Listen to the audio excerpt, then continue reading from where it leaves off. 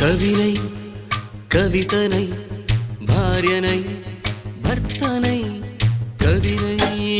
కవితనై భార్యనై భర్తనై మల్లెల దారిలో మంచు ఎడారిలో మల్లెల దారిలో మంచు ఎడారిలో పన్నీటి జయ గీతాల కన్నీటి జలపాతాల నాతో నేను అనుగమిస్తూ నాతో నేనే రమిస్తూ